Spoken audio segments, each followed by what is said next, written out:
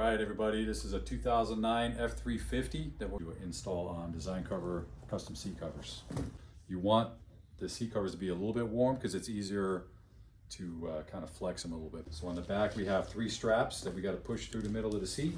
Do that right now.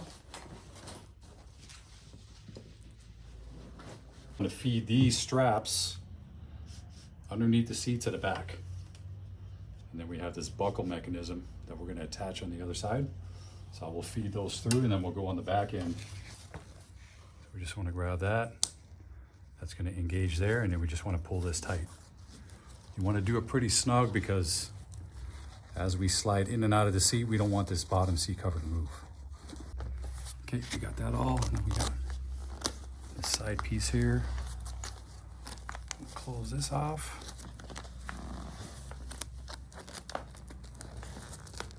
The Velcro. Same thing with this guy.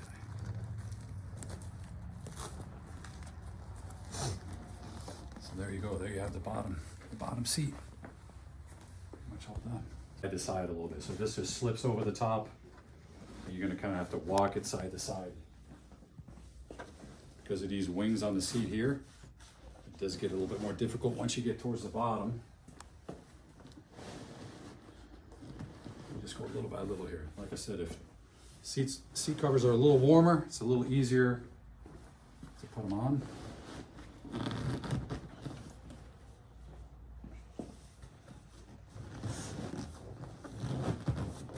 Make sure all that stuff is. Now we want to push this flap through, and this is going to attach on the back end with Velcro. Okay, there's a little trick to this because so this hugs the seat. You don't want it to bow out. Okay, so I'm going to come back here, really pull that nice and snug, and then just pull up the back, lay this guy in there, and there's Velcro on the bottom piece here. So now it's, but that's pretty much it. You know, this guy also did a custom